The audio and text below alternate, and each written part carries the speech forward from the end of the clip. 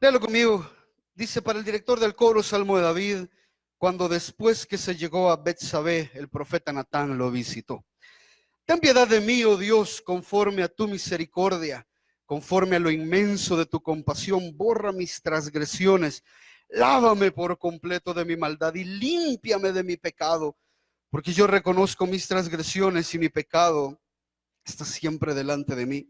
Contra ti solo he pecado y he hecho lo malo delante de tus ojos, de manera que eres justo cuando hablas y sin reproche cuando juzgas. He aquí yo nací en iniquidad y en pecado me concibió mi madre. He aquí tú deseas la verdad en lo más íntimo y en lo secreto me harás conocer sabiduría. Purifícame con hisopo y seré limpio, lávame y seré más blanco que la nieve. Ore conmigo. Señor, cuán agradecidos estamos en esta mañana de poder estar en tu presencia, entre tu pueblo, clamar a ti, adorarte, Señor, cantar tu palabra, leer tu palabra, y ahora uno de los momentos más sublimes es escuchar tu palabra predicada. Te adoramos por lo que eres, por lo que has hecho en nuestras vidas a través de el sacrificio perfecto de Cristo en la cruz, y agradecemos esta oportunidad que tenemos de decir, de meditar, de reflexionar en las cosas que creemos de ti, que son verdad. Habla, Señor, en esta mañana a través de mis labios. Tu pueblo está ansioso de escucharte, de escuchar lo que tienes que decir. Muéstranos lo que significa las bondades y las bondades de tu misericordia y la importancia que tenemos de ser confrontados con nuestros pecados. Ayúdanos a responder de la mejor manera. Muéstranos, Señor, que incluso nuestros fracasos son parte de tu bendita bondad y tu bendita misericordia para cada uno de nosotros. En el nombre poderoso de Jesús, amén y amén. Creo que todos hemos tenido en más de alguna ocasión el acercamiento a este Salmo 51. Yo lo he predicado más de 20 veces. De diferentes formas y en diferentes ocasiones. Creo que usted lo ha escuchado, es uno de los salmos más reconocidos. Y aquí en este salmo es algo maravilloso. Hay dos historias en este salmo. Hay dos historias, o mejor dicho, este salmo es el resultado de dos historias.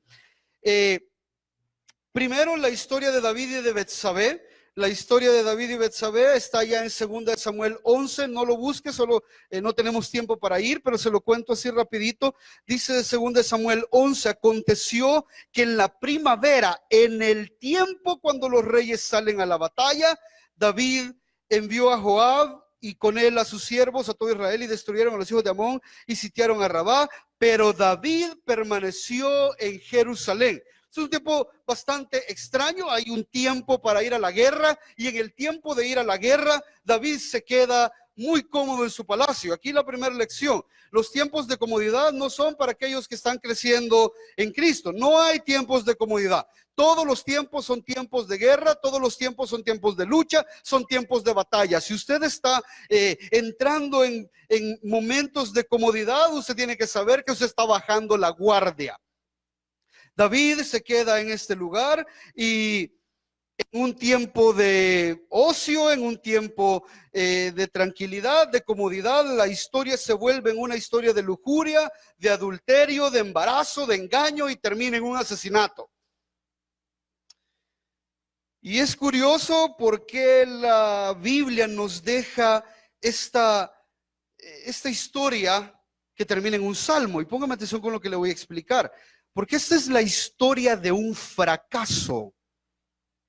Esa es la historia de un fracaso. A David se le había sido confiado el gobierno del pueblo de Israel. David, mucho tiempo atrás, había sido ungido. Cuando él andaba allá siendo pastor de ovejas, llega Samuel a querer buscar al que Dios iba a ungir, y ve a todos sus hermanos y Dios dice en el corazón de Samuel: no es ninguno de ellos, estamos esperando a alguien más. Y el menor de todos, el que menos esperaba. De hecho, David tenía el oficio de ser pastor, y los pastores, cuando los pastores hombres, mejor dicho, los hombres que eran pastores en aquel tiempo, ese era un trabajo desvirtuado, hermano, era un trabajo, o sea, solo un hombre que no sabe hacer nada, que no puede hacer nada, que no tiene nada mejor que hacer, se va y pastorea ovejas.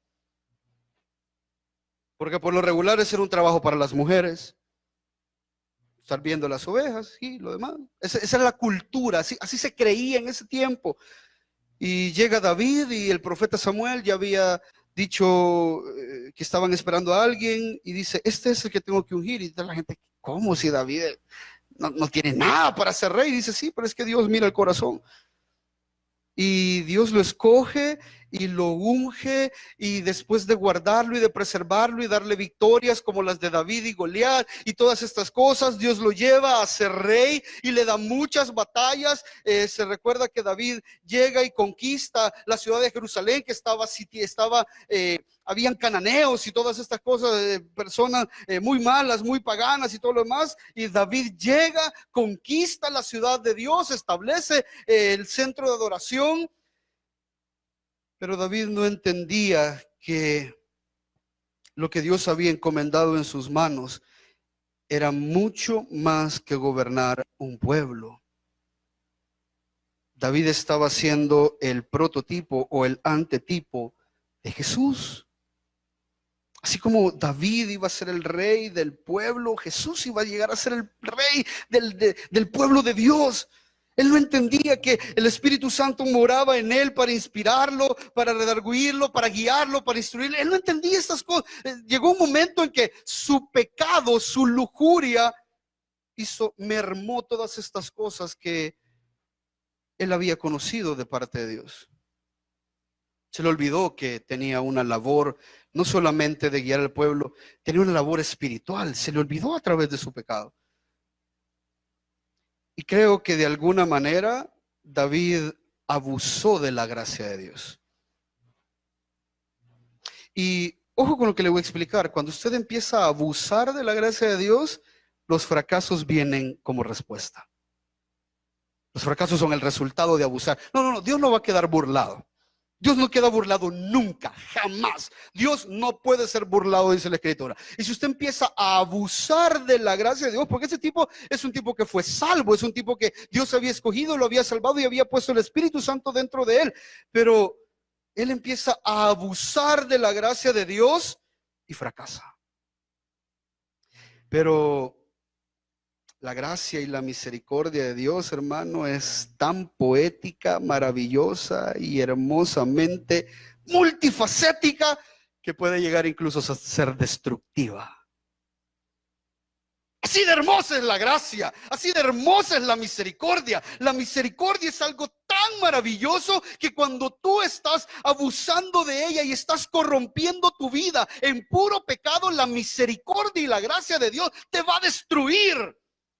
Y te destruye de adentro para afuera, y destruye y te bloquea absolutamente todo, y empezás a perder cosas, empezás a enfermarte, empezás a darte cuenta de lo desastroso que el pecado puede llegar a ser en tu vida. Pero esto no es parte de que Dios es malo, todo lo contrario, Dios es bueno.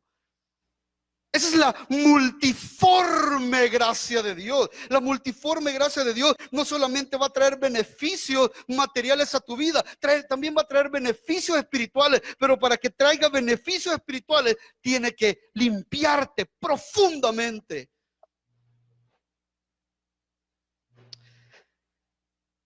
Y ahí es donde entra la historia de David y Dios. La historia de David y Betsabé es una historia de fracaso. Pero la historia de David y Dios es una historia de victoria, no de David, de la misericordia de Dios.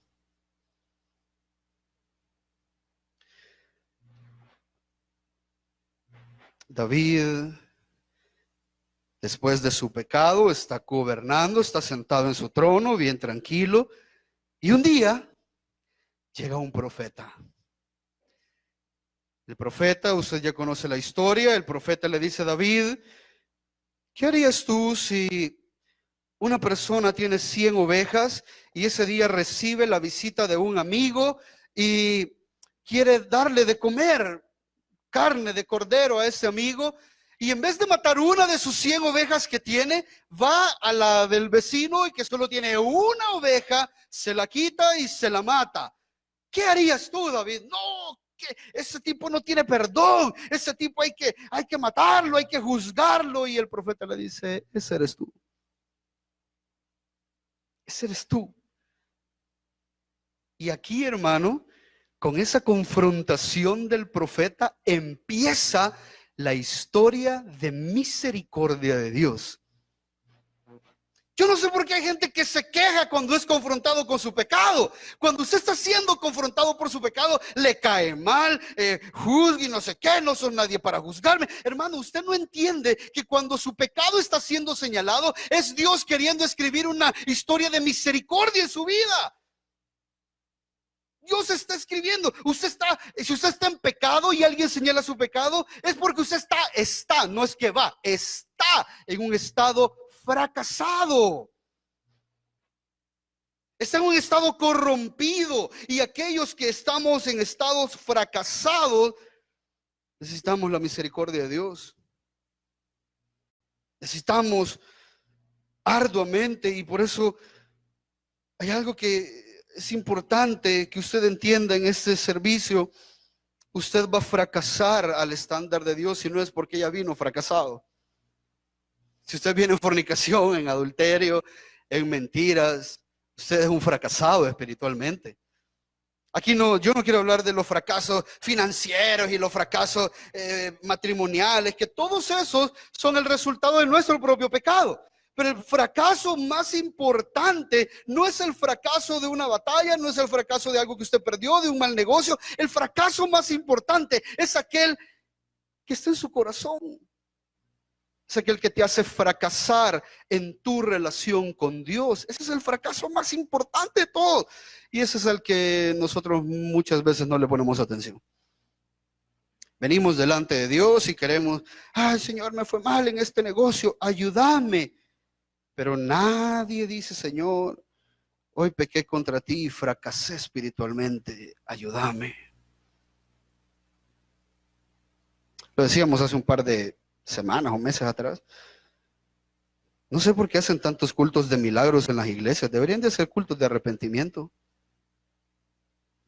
Son más efectivos y más necesarios. Usted no necesita tantos milagros como santidad. Por eso quiero compartirle el día de hoy 4 actitudes que debemos tener ante nuestro fracaso, porque repito, va a fracasar si no es porque ya vino fracasado.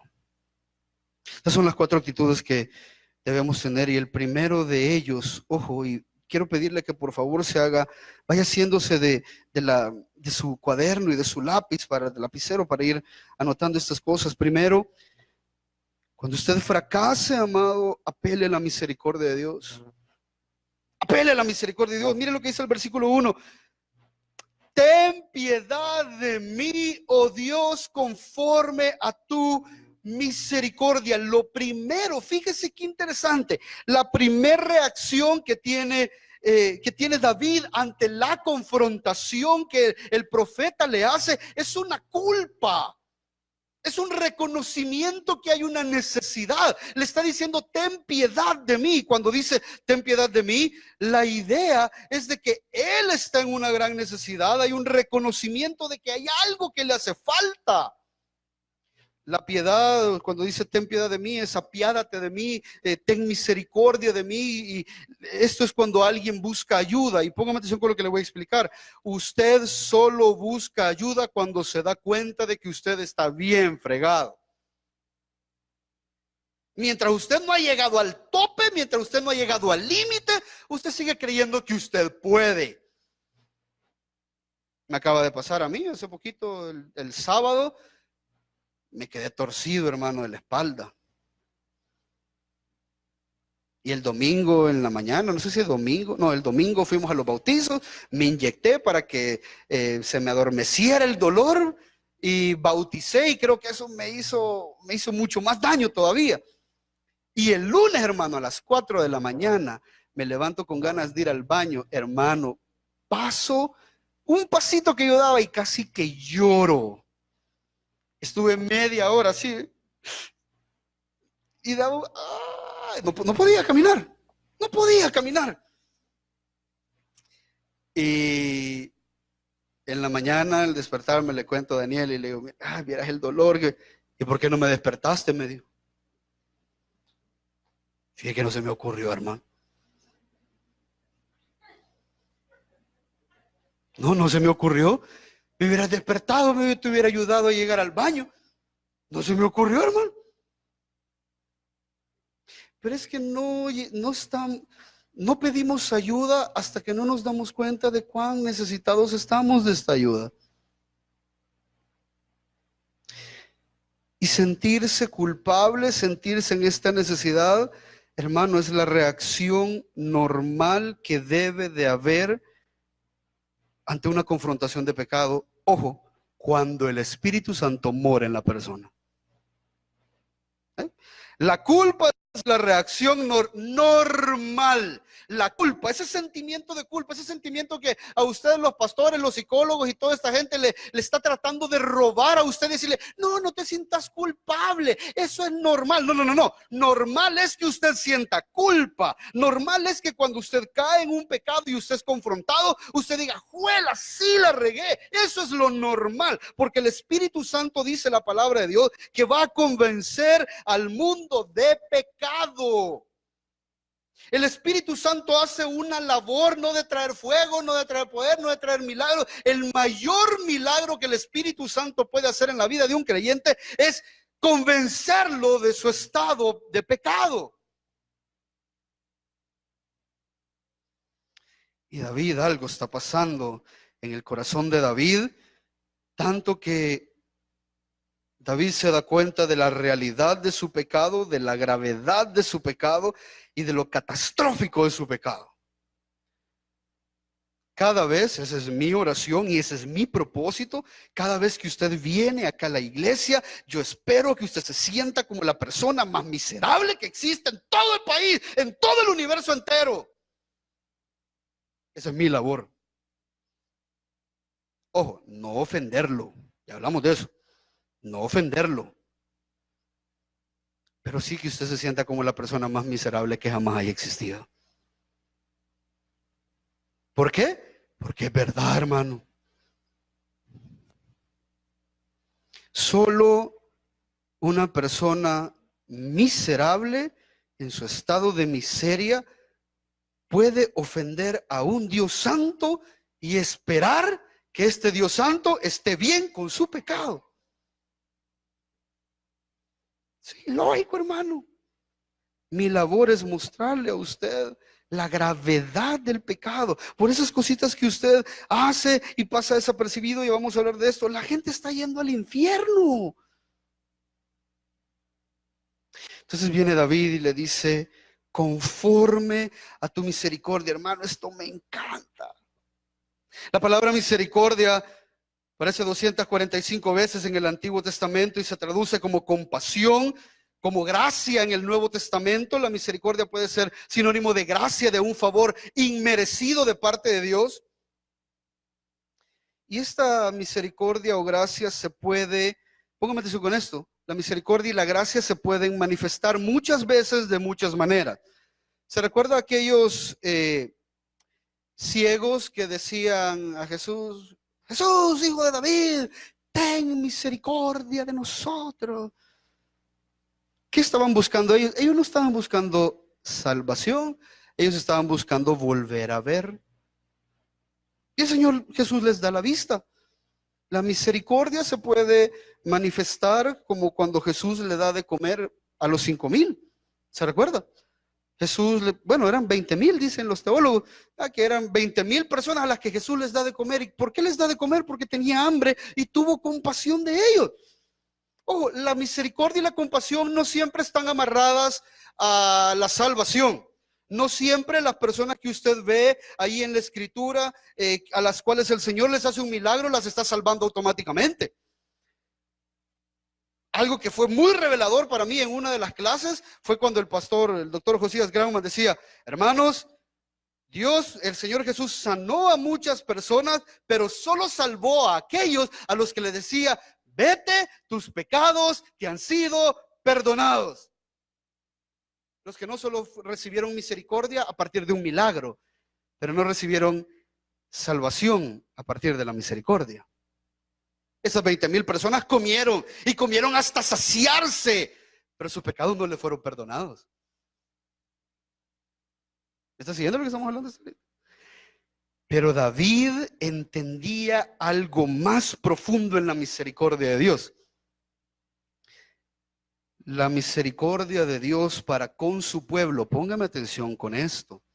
La misericordia de Dios para con su pueblo, la mayoría de veces, el 99% de las veces, se va a manifestar en el cumplimiento de sus promesas. Esa es la forma más sublime, más maravillosa, más increíble en la que Dios puede mostrar misericordia. Porque usted, siendo un vil pecador que no merece nada, Dios le ha prometido cosas a usted que usted no merece.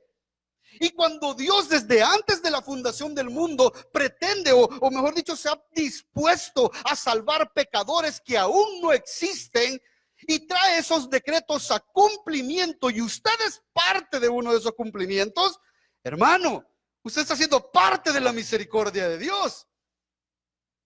La misericordia de Dios está amarrado a la verdad.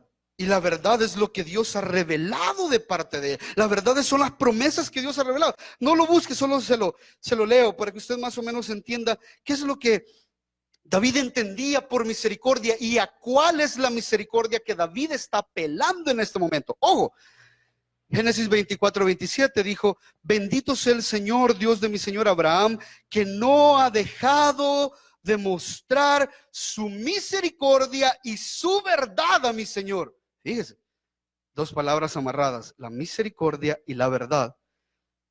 Génesis 32:9, la oración de Jacob, dice Jacob: oh Dios de mi padre Abraham y Dios de mi padre Isaac, Señor, que me dijiste, vuelve a tu tierra, a tus familiares, y yo te haré prosperar. Ojo, ahí está la promesa.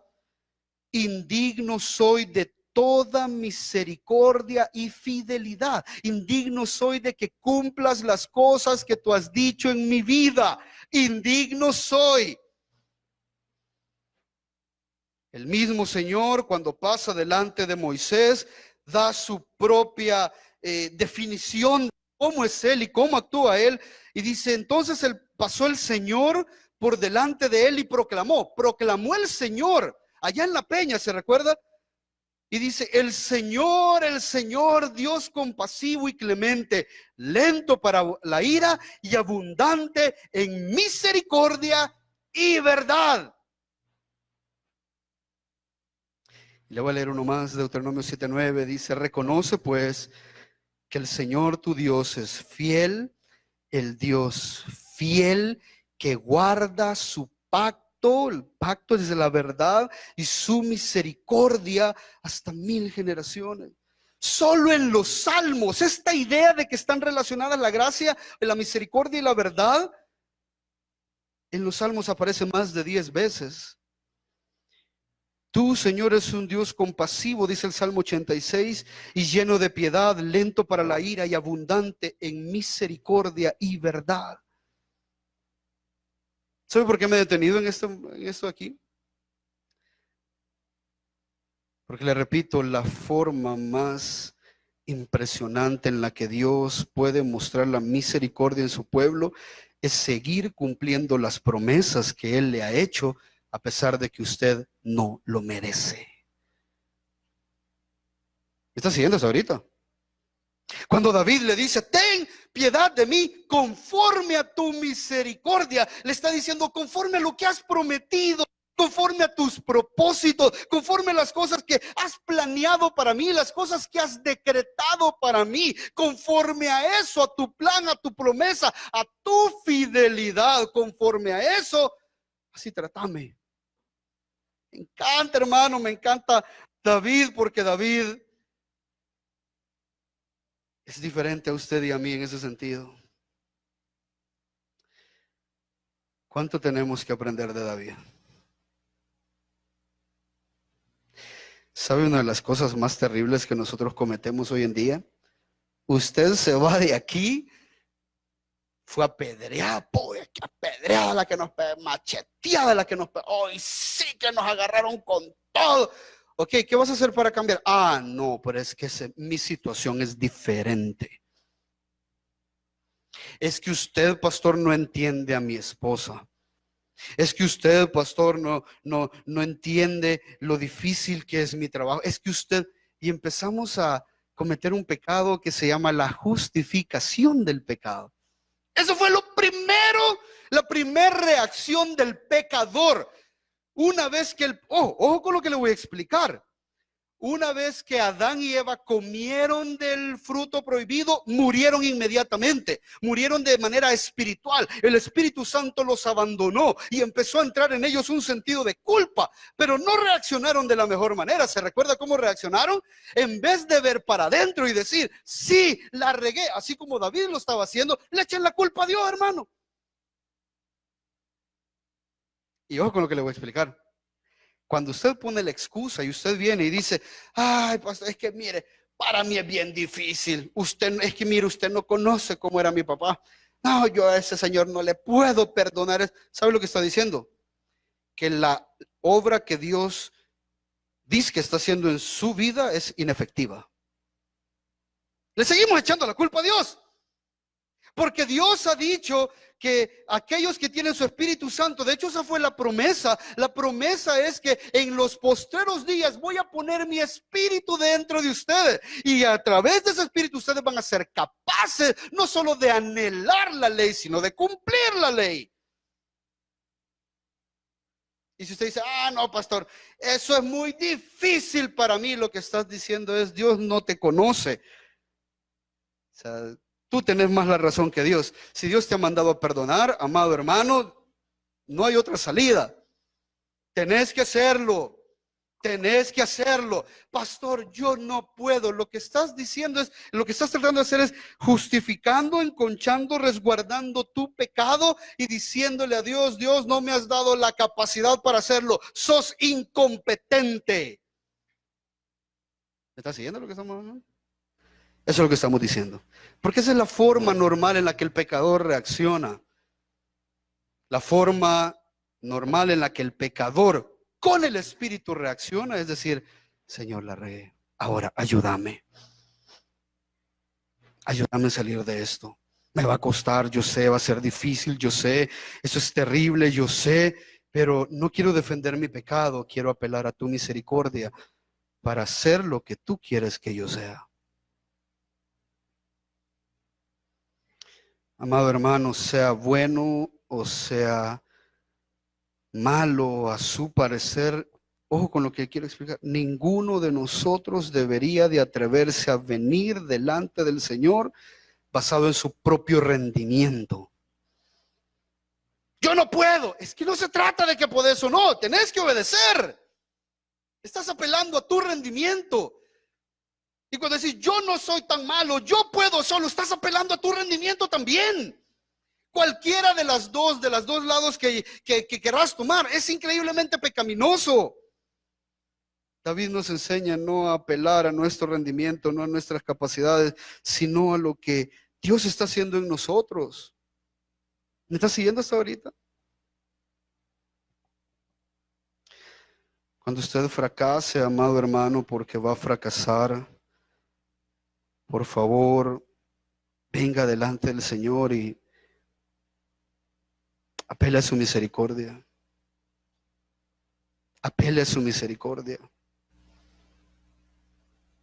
El creyente no debe de tener en su vocabulario decir, no puedo dejar este pecado, porque eso es una herejía en contra de Dios.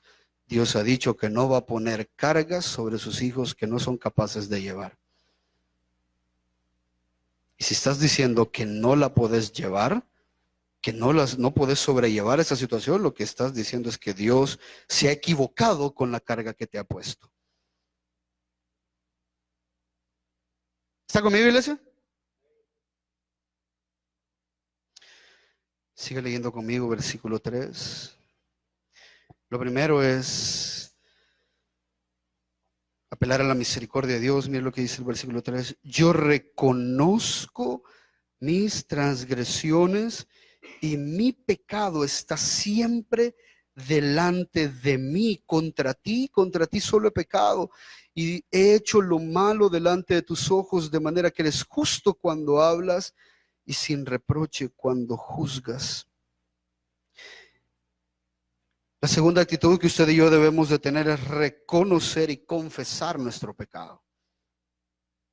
El pecado, hermano, es algo tan dañino, y aquí en el versículo 3 dice: yo reconozco mis transgresiones y mi pecado está delante de mí. ¿Sabe lo que está diciendo? Que el pecado, por muy mínimo y muy inocente que el pecado parezca, va a estar obstaculizando delante de ti tu relación con Dios.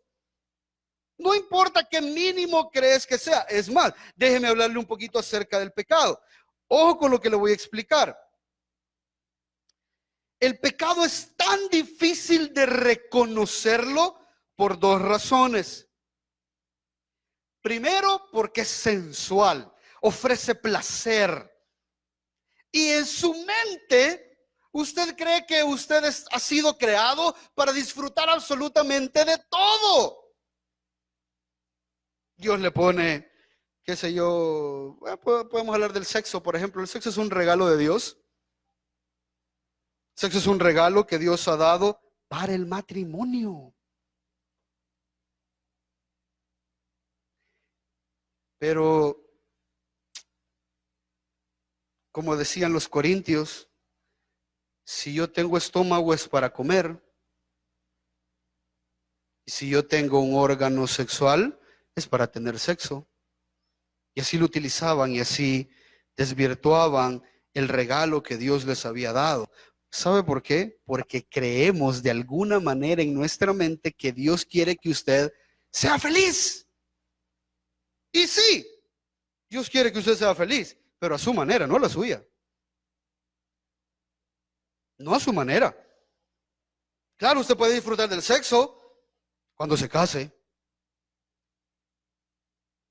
Por supuesto. Ahí el apóstol Pablo dice: sea el lecho sin mancilla. A mí cuando la gente me pregunta: pastor, ¿y qué es permitido en el sexo? Todo, hermano. Todo lo que se le imagina. Y ve usted, despedaces, haga lo que quiera. Compre una cama 2x2 que sea reglamentaria. Y ahí juegue todo lo que usted quiera. Cuando está casado. O sea, pero si usted no está casado, no. Es pecado. Pastor, pero ojo, primero es sensual, te trae placer. Y segundo, el pecado es tan difícil de reconocer porque entra dentro de la normalidad de la cultura. Aquí muchos están pensando: ¿y quién no lo hace, pues? ¿Y quién no lo hace, pues?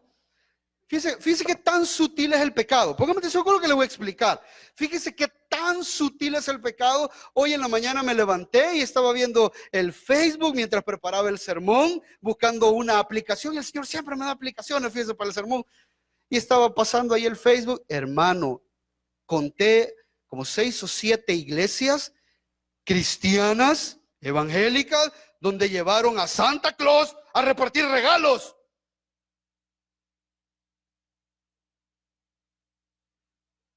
Y allá otro dice: pastor, pero es religiosidad. No, hermano, no es religiosidad.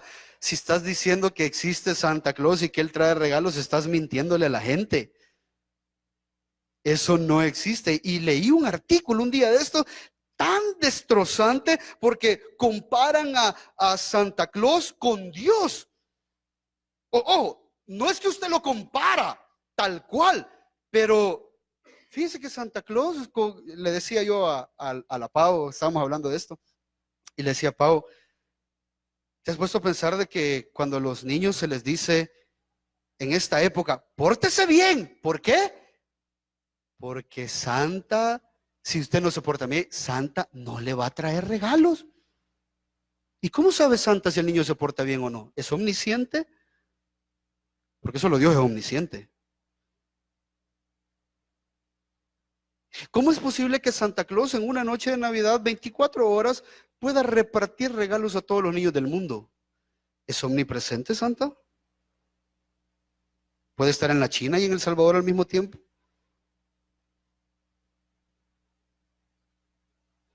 ¿Y por qué Santa no es justo? Fíjese que ahí nadie reclama porque Santa es injusto. Cuando Dios salva sin que usted se lo merezca, Dios es injusto. Pero cuando la gente se porta mal, el niño que dejó materias y le dijo a su papá tonto, y hizo berrinche y todo esto, Santa le trae un regalo, ahí no es injusto, fíjese.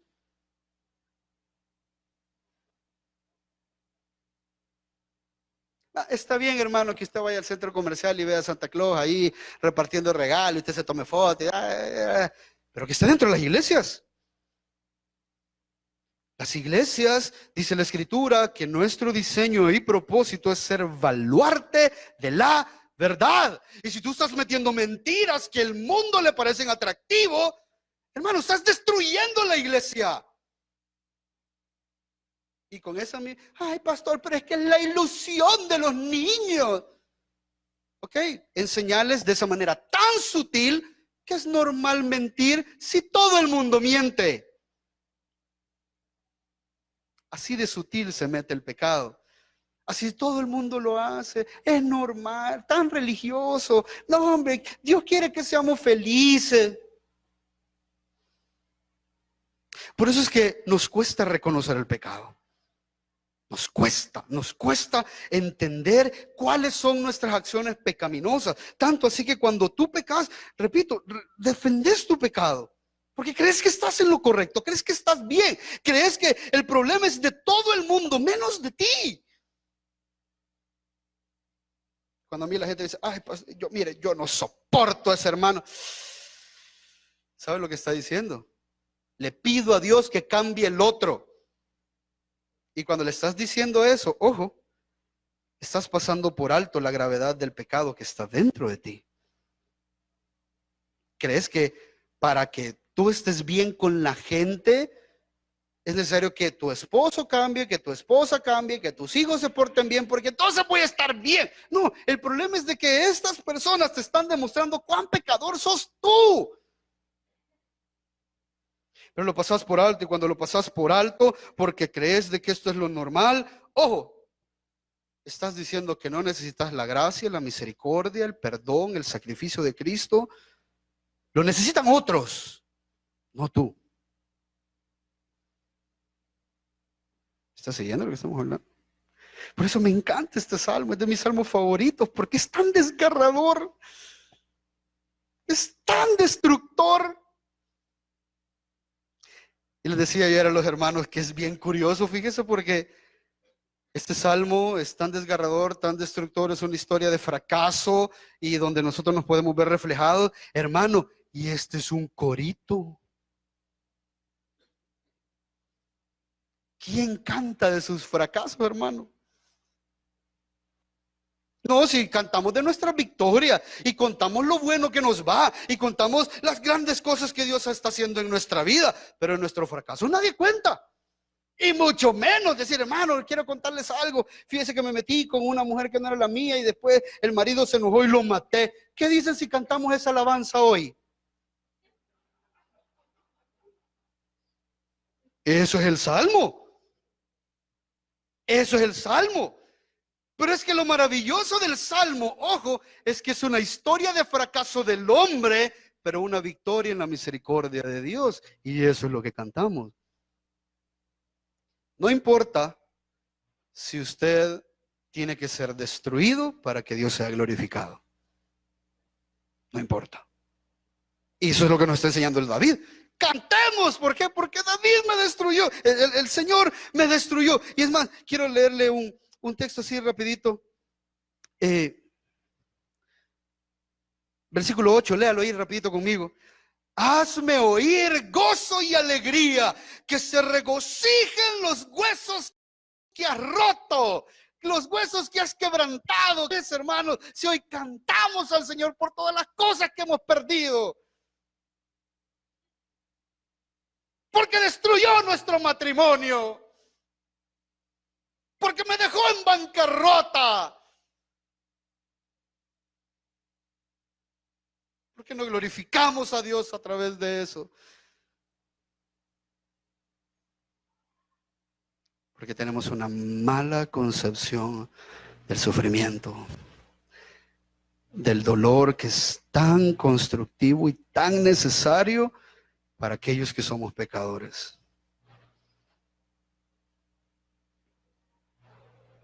¿Me está siguiendo hasta ahorita? Lo que hablábamos, peligroso el pecado es que es tan sutil para entrar y tan placentero que cuando se queda pasa desapercibido. Pero para eso usted viene aquí a la iglesia. Cuando usted viene aquí a la iglesia, la verdad de Dios es predicada y la verdad, póngame atención, la verdad funciona como una luz. La Escritura dice que antes del Evangelio todos vivimos en oscuridad. Eso es lo que dice Corintios. Apóstol Pablo en 2 Corintios. Había una oscuridad tremenda en nuestras vidas. Había una oscuridad trágica, una oscuridad destructora. No veíamos absolutamente nada, solo veíamos lo que a nosotros nos parecía correcto. Pero cuando usted viene aquí a la iglesia y es presentado con esta verdad empieza a funcionar como una luz en su vida. Y a medida que usted va adquiriendo más luz y más luz y más luz y más luz, más miserable se siente. Porque usted se está viendo como realmente es y es fatal, hermano. Es fatal. Ayer Dante Gebel creo que le dijo, no sé, no lo escuché, si usted lo escuchó me confirma, pero estoy más que seguro que Dante Gebel le dijo a la gente que era campeona, que era aquí, que era allá, porque ese es el falso evangelio. No, no sos campeón, él es campeón, tú sos un miserable.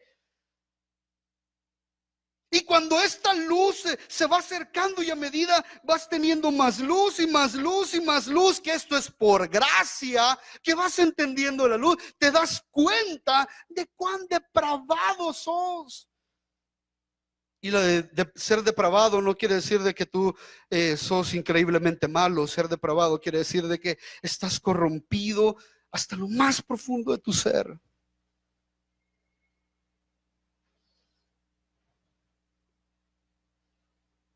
¿Estás siguiendo, iglesia? ¿Estás siguiendo? Si quiere paro, pero se va a perder lo mejor. David reconoce esta condición. Y si usted dice, pastor, pero a mí no me gusta, que a mí me desanima que usted me diga que soy miserable. Hermano, pero no se recuerda lo que el Señor Jesús dijo en Mateo: bienaventurados los pobres de espíritu, pues de ellos es el reino de los cielos. ¿Sabe quiénes son los pobres de espíritu? Aquellos que saben que están en bancarrota espiritual. Aquellos que saben que, bueno, sí estoy fregado. Sí estoy mal, estoy súper mal. Estoy súper mal. Señor Jesús lo dijo en varias ocasiones: yo no he venido por justos, he venido por pecadores. Los sanos no necesitan médicos, son los enfermos los que necesitan médicos. Hermano, ¿y aquí quién es justo? Nadie. Pero el Señor Jesús le estaba diciendo esto a los fariseos para que los fariseos entendieran que ellos también eran pecadores. He venido no a salvar a los justos, sino a los pecadores. Ah, bueno, todos los pecadores, a esta venir, porque por mí no. El punto de esto es que usted reconozca su necesidad. ¿Está siguiendo, iglesia? Y reconocer mi condición es parte elemental para restablecer la relación con Dios. Señor, Juan, el apóstol Juan dice, no lo busque, se lo leo rápido: si decimos que no tenemos pecado, nos engañamos a nosotros mismos. ¿Hay alguien aquí que no ha pecado hoy? ¿Puede levantar a alguien la mano que no ha pecado hoy? Todos, levanten, vamos a hablar. Levante la mano todos los que han pecado hoy. Ok, ¿ya te arrepentiste? Porque estás tranquilo con tu pecado. Estás bien al suave. Y así viniste a la iglesia. Y así te vas a ir. Y así vas a pasar la semana entera. No entendiendo que el pecado está rompiendo la relación con Dios. Y fíjese qué interesante, y el versículo 50 capítulo 51, 5. Yo nací en iniquidad y en pecado me concibió mi madre. Esto no es que, que la mamá, que él haya sido eh, el resultado de una fornicación o de una relación sexual pecaminosa. No, quiere decir que desde el vientre de su madre somos pecadores. Decía ayer a los hermanos en la conferencia, ¿saben por qué hay tantos delincuentes en el mundo? Porque los padres que los están criando no los están tratando como pecadores. Tiernitos así los niños. Ay, tan bonito el niño. Es pecador, hermano. Uy, pastor, yo por eso ya no vuelvo a esa iglesia porque me le dijeron pecador a mi niño. Todos esos bichos que están ahí, todos. Yo lo veo. Hijo, salude al pastor. No. Ojo, y no es porque me salude a mí, porque te está desobedeciendo a ti. Y fíjese cómo hasta la psicología se ha metido. Vaya, salude. No, dice la psicología. No obliga a un niño a saludar. Si no quiere saludar, que no salude. Respétele su decisión, respétele su voluntad. Es que aquí no se trata de que si va a saludar o no va a saludar. Se trata de que obedezca. ¿Pero sabe por qué no obedece? Porque es pecador, porque merece el infierno. Por eso es que a los niños los tratamos como pecadores. Nos íbamos riendo un día de eso con la Dani y me encantaba a mí, porque me decía, ¿sabe qué pasa cuando usted no ora? Y los niños, no vamos al infierno.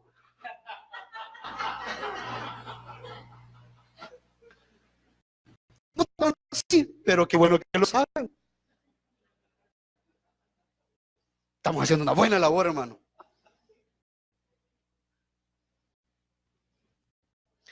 ¿Está conmigo, iglesia?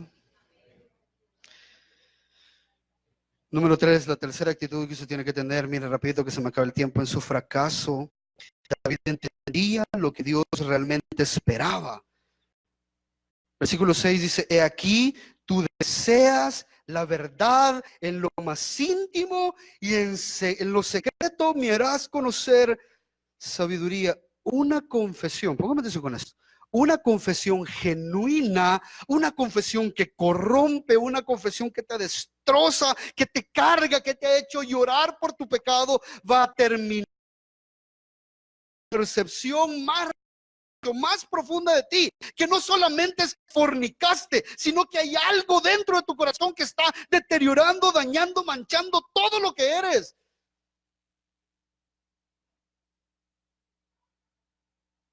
Cuando usted le dice a uno de sus hijos, hijo, recoja la ropa, ya voy, hijo, recoja la ropa, ya voy, hijo, recoja la ropa, ay, vaya pues, aquí vaya, ya la estoy recogiendo, vaya, la recogí. ¿Fue ese niño obediente? Ojo, en práctica sí, porque recogió la ropa, pero su corazón estaba lleno de iniquidad. Y muchos de nosotros obramos con Dios de la misma manera. Muchos de nosotros creemos que el pecado es algo solamente externo. Creemos de que con el simple hecho de que sigamos un par de reglas ya estamos bien. Y el Señor dice, no, si has confesado tu pecado externo, si has confesado tu adulterio, tu fornicación, tu homosexualismo, si has confesado todas estas, tus drogas, si has confesado tu temperamento, si has confesado todo esto de manera externa, eso te tiene que llevar a entender que hay algo malo dentro. Por eso dice, en lo más íntimo, en tu corazón, en lo más íntimo te va a hacer entender y conocer sabiduría en lo más íntimo. ¿Y qué quiere decir ahí en lo más íntimo? Que el cambio no solamente es externo, sino que tiene que venir de adentro hacia afuera. ¿Sabe por qué muchas veces sentimos que Dios no nos ayuda? Porque oramos por cosas externas. Señor, hoy que no me vaya a llamar el Pancho, porque si me llama voy a terminar chupando con este. Yo no quiero, Señor, ya no quiero. El punto no es que te llame o que no te llame. El punto es que ¿por qué tenés ese deseo de chupar en tu corazón? Ese es el punto. No estamos aquí para vivir vidas monásticas. ¿Sabe qué es una vida monástica? Que usted se vaya al desierto como monje, lejos de toda realidad, de toda civilización, lejos de televisión, de celular, porque todo eso es pecado. Hermano, estamos en el mundo y vivimos en el mundo, pero no somos del mundo. Por eso el Espíritu Santo, cuando usted hace confesiones de su pecado y usted hace una introspección de quién es usted, ojo, eso tiene que resultar en que usted cambie su forma de orar. Señor, quita ese pecado de mi corazón. Lléname más de ti, lléname de tu verdad, lléname de lo que tengo que realmente ser. Así usted ve el día de mañana, puede hoy en las fiestas del trabajo de Navidad. La gente ve, pastor, ¿qué dice? ¿Voy o no voy? Ay, hermano, si una gran hartada que se hubiera a pegar, ya que usted sale tarde de trabajar y lo tratan como burro y le pagan mal, al menos vaya a comer. Pero es que va a haber guaro, pastor. El problema no es que vaya a haber guaro, el problema es que tú lo estás deseando todavía. Y guaro hay en la tienda de tu casa también. El problema no es el contexto, el problema es lo que hay dentro de ti. Los psicólogos te mienten y te dicen, es que como él nació en un contexto va complicado, entonces no, pobrecito, y te ayudan a vivir en ese contexto y vas haciéndola pasar y que seas parte. Eso no es lo que la Biblia dice. La Biblia dice que somos luminares en un mundo de oscuridad. Vamos a estar en el mundo, pero no vamos a tener los deseos del mundo. Porque entendemos lo terrible, lo catastrófico que son estos deseos del mundo. ¿Está siguiendo hasta ahorita?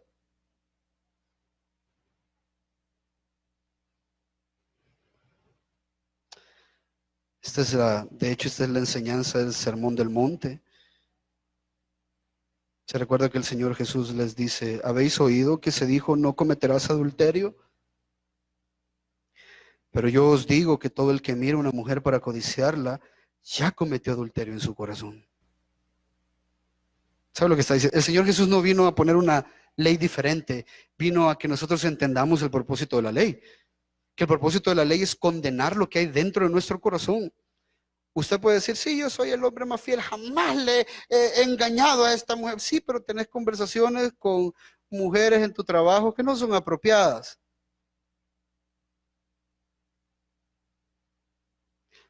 Oh, chica, hoy sí vino radiante, Clarita.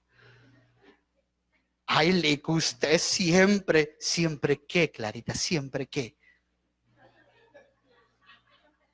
Sí, no te has acostado con ella. Pero por eso dice el Señor a Jesús que si no te arrepentís vas a terminar en el infierno. Dice la palabra que si tú hiciste eso, sos culpable de adulterio porque adulteraste en tu corazón. Eso es más terrible que cualquier cosa, hermano. Eso es más terrible que cualquier cosa. Pastor, siento que esta iglesia se está volviendo como legalista. No, te estoy enseñando la gravedad de tu pecado para que busques al Dios que te puede salvar de él. Mire lo que dice el último, versículo 7. ¿Lo tiene conmigo? Purifícame con hisopo y seré limpio.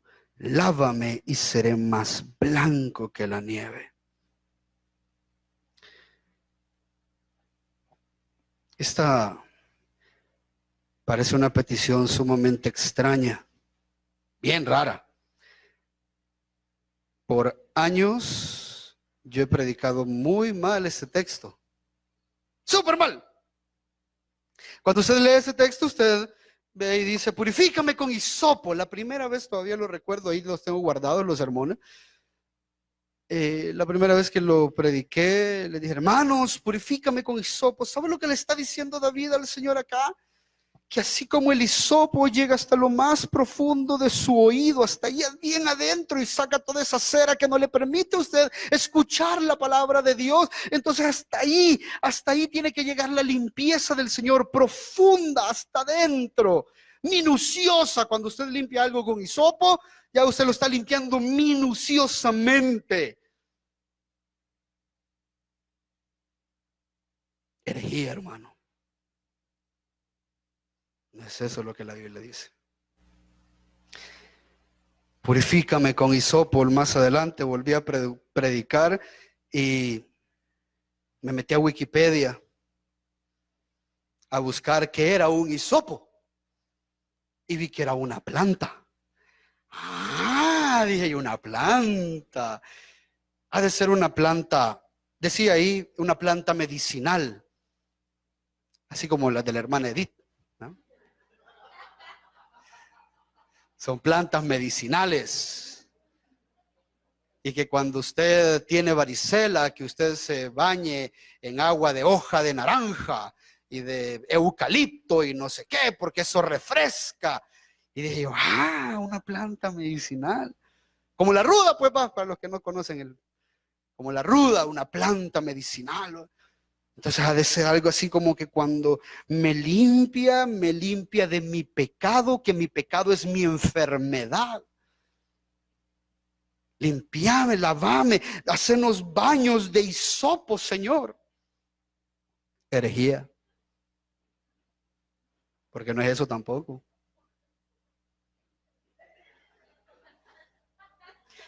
Sí, lo que me faltó fue preguntarle a la hermana Edith que era un hisopo.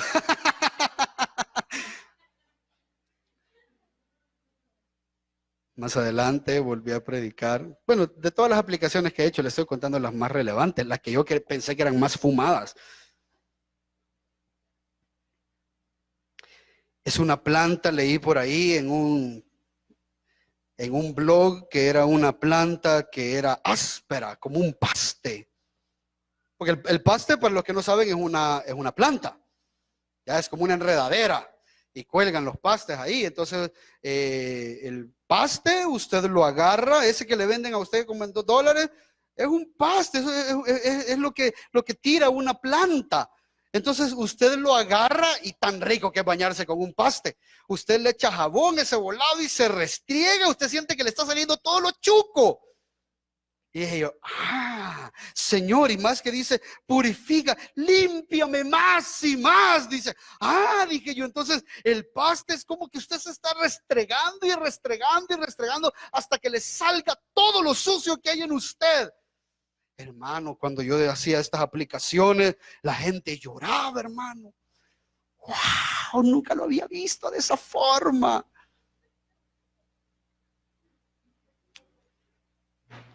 Y pido perdón al Espíritu Santo, porque inspirando a David, hay una razón muy especial por la que David dijo, purifícame con hisopo. David era un rey, que fue un muy buen rey, el mejor rey, porque estaba saturado de la palabra de Dios. De hecho, el Deuteronomio, el Señor da la instrucción de que todos aquellos que iban a gobernar, que iban a ser reyes de Israel, tenían que leer todo el Pentateuco. Tenían que leerlo una y otra vez. Ahí estaba la sabiduría que los reyes necesitaban para gobernar. Está en el Pentateuco, está en la ley. Los reyes lo tenían que leer una y otra vez, una y otra vez, una y otra vez. Y yo estoy más que seguro que David, siendo un buen rey, era porque él estaba saturado de esta verdad.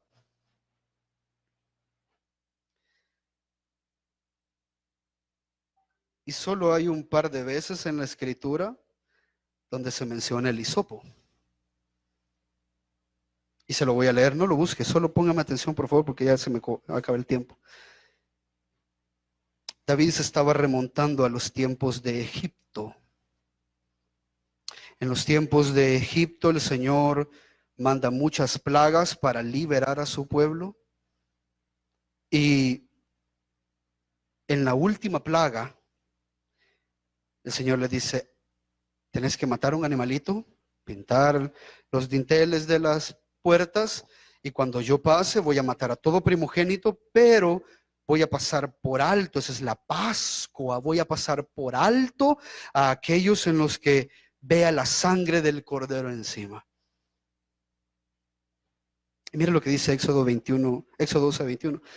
Entonces Moisés convocó a todos los ancianos de Israel y les dijo, sacad del rebaño corderos para vosotros según vuestras familias y sacrificad la Pascua. Ojo, tomaréis un manojo de hisopo y lo mojaréis en la sangre que está en la vasija, y mancharéis con la sangre que está en la vasija del dintel los dos postes de la puerta, y ninguno de vosotros saldrá de la puerta de su casa hasta la mañana, pues el Señor pasará para herir a los egipcios, y cuando vea la sangre en el dintel y en los dos postes de la puerta, el Señor pasará de largo aquella puerta y no permitirá que el ángel destructor entre en vuestras casas para herirlos.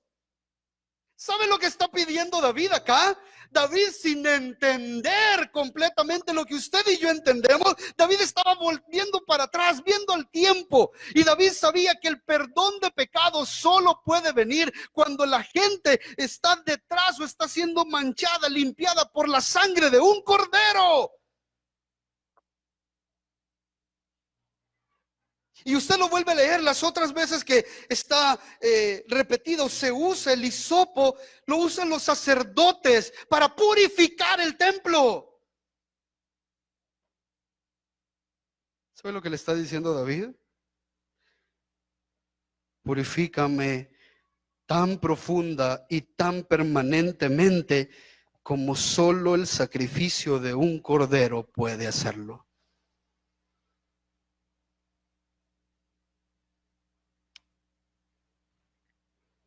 Dios había mostrado su misericordia, la fidelidad a su pacto, rescatando al pueblo de la cautividad de Egipto. Y ahora David estaba utilizando el mismo principio no instituido por él. Ojo, porque aquí es donde usted y yo, Señor, si te sirvo me perdonás. Señor, si te ofrendo me perdonás. Señor, si yo te hago, entonces tú me das. Hermano, esas son cosas que usted ha establecido. La única forma o método que Dios ha establecido para perdonar los pecados desde el Antiguo Testamento es con la muerte de un cordero.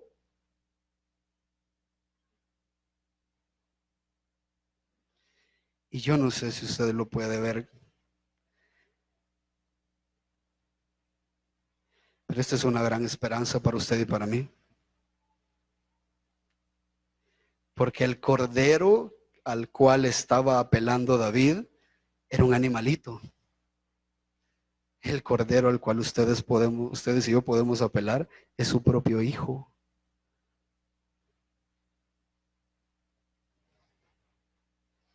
Primera de Corintios 5:7 dice: limpiad la levadura vieja, limpiad de vuestros pecados, para que seáis masa nueva, así como lo sois sin levadura, porque aún Cristo, nuestra Pascua, ya fue sacrificado.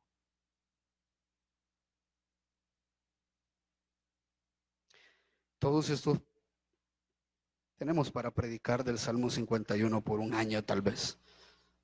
Pero esos primeros 7 versículos nos llevan a querer anhelar la limpieza profunda que solo la sangre de Jesús puede proveer.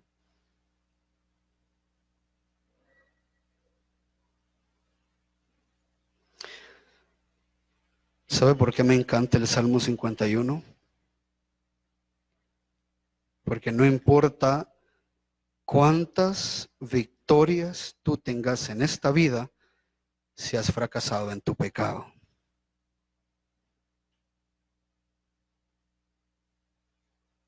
No importa cuántas victorias financieras, no importa cuántas victorias matrimoniales, no importa si te está yendo bien, dónde estás o cómo estás. Si has fracasado en tu pecado, lo has perdido todo.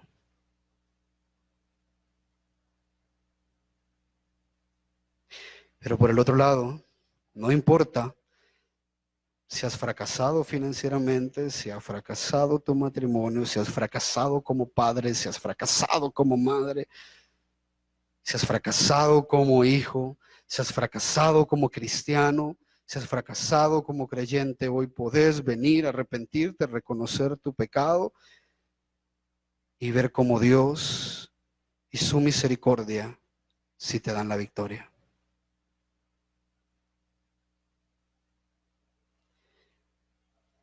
Este salmo nos recuerda, y termino aquí con el versículo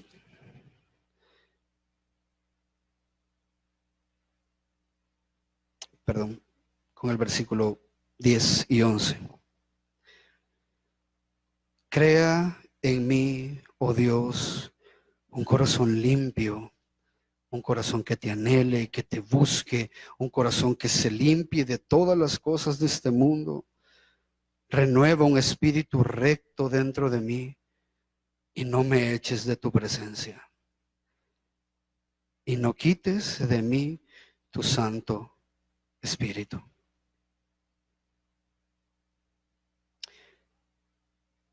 Versículo 14, desde el 13.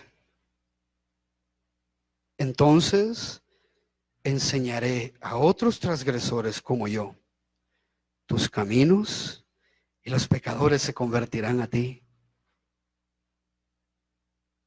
¿Ve cómo usted quiere que a veces su familia y sus amigos y todo el mundo venga a Cristo y usted sigue en sus mismos pecados?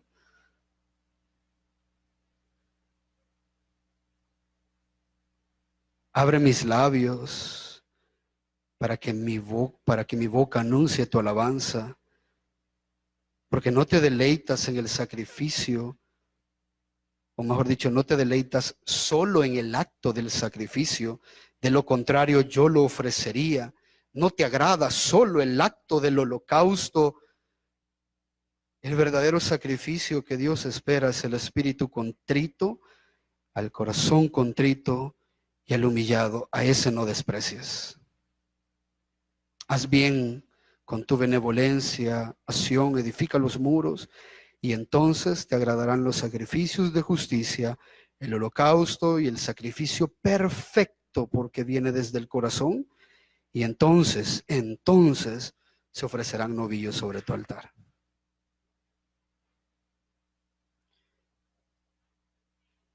La única cosa en la que vale la pena no fracasar es en su relación con Dios. No le deseo que fracasen nada más, pero si algún día llega a fracasar, recuerde, si algún día usted llega a perder, llega a frustrarse sus planes, llega a perder algún familiar y todo se está viniendo abajo, recuerde que la sangre de Jesús es siempre suficiente. Vamos ahora. Padre, gracias en esta mañana, Señor, que nos regalas. Permite que podamos tener esto mismo que David tuvo. Un reconocimiento de pecado, un reconocimiento de que hemos fallado, un reconocimiento, Señor, de que hemos fracasado.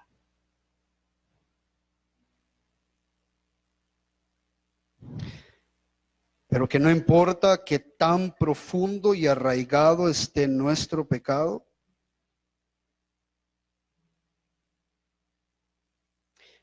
tu sangre es más que suficiente. Tu sangre es capaz de limpiar lo más profundo de nuestros corazones. A veces queremos que Dios restaure nuestros matrimonios. Y Dios lo puede hacer, pero antes de hacerlo, va a purificar tu corazón. A veces queremos que Dios restaure nuestras finanzas y lo puede hacer.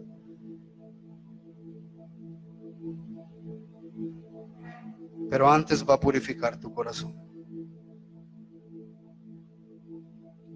A veces quieres que Dios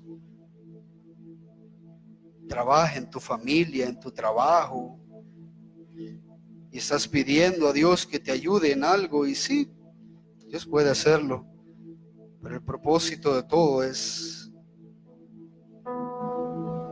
sanar tu corazón primero.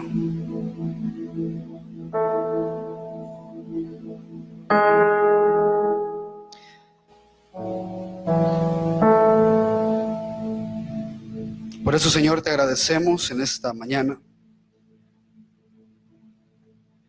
Porque no es por nuestras capacidades, no es por lo que nosotros hacemos, no es por lo que merecemos, sino por la sangre de Jesús, que nos limpia de todo pecado. Por eso amamos a Jesús en esta iglesia. Por eso amamos lo que Él ha hecho en nuestras vidas. Porque nos ha rescatado del peor enemigo que jamás hayamos tenido, que somos nosotros mismos. Gracias, Señor, porque a medida que se escriben los fracasos de nuestra vida, también se está escribiendo una historia de victoria de parte tuya. Cante conmigo. ¿Qué me puede dar perdón? Solo de Jesús la sangre y un nuevo corazón. Solo de Jesús la sangre. Precioso es el raudal que limpia todo mal. No hay otro manantial, solo de Jesús la sangre. Fue el rescate. Fue el rescate eficaz, solo de Jesús la sangre trajo santidad y paz, solo de Jesús. Lo decimos juntos. Precioso. Precioso es el raudal que limpia todo mal. No hay otro manantial, solo de Jesús. Decimos, precioso es el raudal. Precioso es el raudal que limpia todo mal. No hay otro manantial, solo de Jesús la sangre. Reconocemos, Señor, nuestro pecado. Reconocemos lo desastroso que ha sido en nuestras vidas, pero más que todo lo desastroso que ha sido para nuestra relación contigo. Hoy te pedimos, purifícanos con hisopo, pero no con la sangre del animal, sino con la sangre del Cordero perfecto, que es Jesucristo, y seremos limpios y más blancos que la nieve. En el nombre poderoso de Jesús. Amén.